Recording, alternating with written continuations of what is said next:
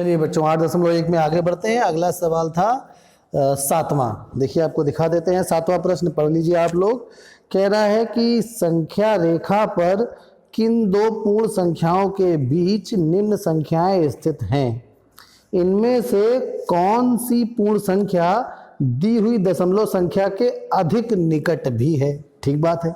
तो यहाँ पर पहला जो भाग है 7वें का वो है 0.8। 7वें का पहला, देखिए प्रश्न को समझाते हैं। 7वें का पहला है 0.8। पहली चीज तो ये उत्तर आपसे चाह रहा है कि 0.8 किन दो पूर्ण संख्याओं के बीच में है। देखिए दशमलव के पहले इकाई स्थान 0 लिखा हुआ है, इसका मतलब, और दशमलव के बाद दशांश 8 है, इसका मतलब 0 से तो ये बड़ी है मगर 1 से छोटी है। तो पहला आंसर हो गया 0 व 1 के मध्य ये स्थित है। और दूसरा आंसर क्या हो गया? दूसरा पूछ रहा है कि किसके अधिक नजदीक है। तो 0.8 इसमें देखिए, जैसे मान लीजिए 0.8 यहाँ पे कहाँ पड़ेगी, ये 0.1 है, 2 है, 3, 4, 5, 6, 7, 8, यहाँ पे कहीं पे 0.8 आएगी। अब आपको देखने से ही लग रहा है किसके नजदीक है बच्चों, ये 1 के ज्यादा नजदीक है। पहचानेंगे कैसे? यहाँ पर 0.1, 0.2, 0.3, 0.4, 0.5 वाला मान लीजिए ये स्थान है। अगर ये 0.5 से के बाद है तो मतलब इस वाली संख्या के नजदीक होगी, और 0.5 के पहले है तो मतलब इसके नजदीक होगी। इस प्रकार से आप पहचानेंगे। 0.8 0.5 के बाद में है अर्थात ये बड़ी वाली संख्या के नजदीक होगी, 0 और 1 में से 1 के नजदीक। तो दूसरा आंसर क्या होगा यहाँ पे? 0 और 1 के मध्य और 1 के पास, ऐसा उत्तर आप लिखेंगे। चलिए एक और कर लेते हैं जरा, तो और थोड़ा आपको समझ में आएगा। बी नंबर कह रहा है बी नंबर 5.1। अब 5.1 बच्चों इकाई स्थान पर 5 है, तो ये किसके किसके मध्य होगी? 5 और 6 के मध्य, 5 व 6 के मध्य होगी। और किसके नजदीक होगी? 5.1 बच्चों यहाँ पे तो हमारे पास संख्या रेखा इतनी बड़ी नहीं है। उदाहरण के लिए मान लीजिए यहीं पे अगर 5 होता, इसके पहले कुछ और संख्याएं होती, उसको छोड़ देते हैं, फिर ये 5.1 आता, यहाँ पे 5.1 आता, इसके पहले मान लीजिए संख्या रेखा है वो मान ली हमने, तो 5.1 किसके 5.1 किसके नजदीक है? फिर 5 के नजदीक है। हमने क्या बताया?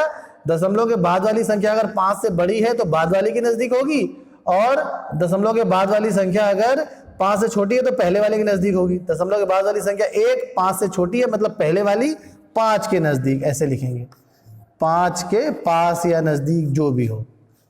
चलिए एक और अच्छा कर लेते हैं। सी नंबर कह रहा है कि 2.6। चलिए 2.6 तो इसमें आ सकती है, व्यक्त कर सकते हैं इसमें। पहले इसको जरा सही कर लेते हैं, नहीं अगले प्रश्न के लिए बनाया था हमने ये आपकी सुविधा के लिए कि देर ना लगे।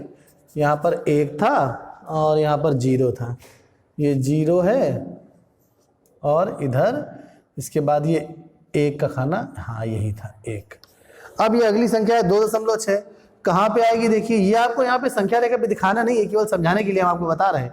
तो 2.6 कहाँ आएगी? 2 के बाद 1 2 3 4 5 के बाद ये आ जाएगी 6। तो ये पॉइंट है 2.6 को व्यक्त करने वाला। तो ये किसके पास है बच्चों? 3 के नजदीक है। पहले है किसके मध्य? 2 और 3 के मध्य।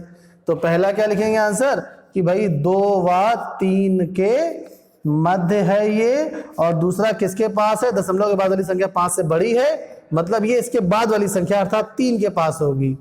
तो क्या लिखेंगे? 3 के पास।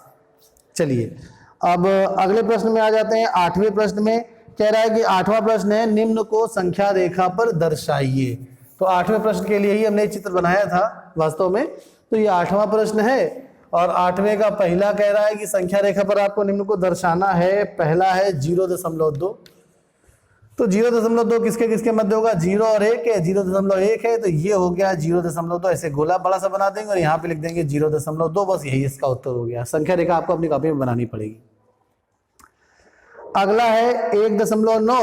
तो ये 1 है, 1.9 के बाद 1.1, 1.2, 1.3, 1.4, 1.5, 1.6, 1.7, 1.8 और ये फाइनली आ गए 1.9 पे। तो यहाँ पे ऐसे लिख देंगे 1.9 गोला बना के। अगली है 1.1। तो ये 1 है, इसके आगे ये आ गई 1.1, यहाँ पे 1.1 लिख देंगे। अगली है 2.5। तो ये 2 के बाद 2.1, 2.3, 2.4 और ये 2.5 1 2 3 4 5, ये हो गई आपके पास 2.5। आपको प्रत्येक दो संख्याओं के बीच के बच्चों 10 खाने बनाने होंगे बराबर। अंदाज से बना लीजिएगा 10 बराबर खाने, कोई जरूरी नहीं कि बिल्कुल बराबर ही हो, मगर खाने 10 होने चाहिए, इतना ध्यान रखना है हमें। ये सब संख्या रेखा में हम लोग पिछली बार भी सीख चुके हैं, पिछले अध्यायों में। अब नवा कह रहा है कि चित्र इसमें देखिए बच्चों बना बनाया है, तो यहाँ पर देखिए जरा हम आपको चित्र दिखा देते हैं और इसी के माध्यम से करवा देंगे अंतिम प्रश्न। ये दी हुई संख्या रेखा पर स्थित ए बी सी डी बिंदुओं के लिए दशमलव संख्या लिखिए। देखिए बच्चों ए देखिए किसके किसके पास है, 0 और 1 के पास है, तो अब 0 शुरू करिए। 0.1 2 3 4 5 6 7 8, मतलब ये 1 के लिए क्या आ गया 0.8। तो अब ये जो नवा प्रश्न है बच्चों, नवे का पहला जो चित्र दिया गया था उसमें ए व्यक्त कर रहा है 0.8 को। अब बी के लिए जरा आपको दिखाते हैं, देखिए जरा बी ध्यान से। बी देखिए किसके किसके बीच में, 1 और 2 के बीच में है, तो 1 से कितने स्थान आ गए, 1 स्थान 2 स्थान और 3 स्थान, मतलब 0.3। तो इसका उत्तर आ जाएगा कितना, हाँ भाई बिल्कुल सही 1.3। तो बी के लिए क्या लिख देंगे बच्चों 1.3।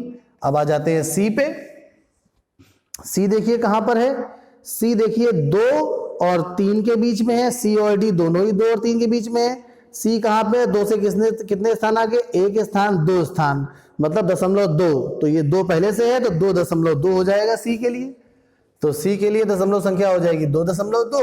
अब अंत में डी पे आ जाते हैं, तो अब देखिए जरा डी कहां पर है, डी भी देखिए सी 2 और 3 के बीच में है, ये देखिए 2 और ये 3, 2 और 3 के बीच में डी कितने स्थान पर है, देखिए गिनना शुरू करिए 1 2 3 4 5 6 7।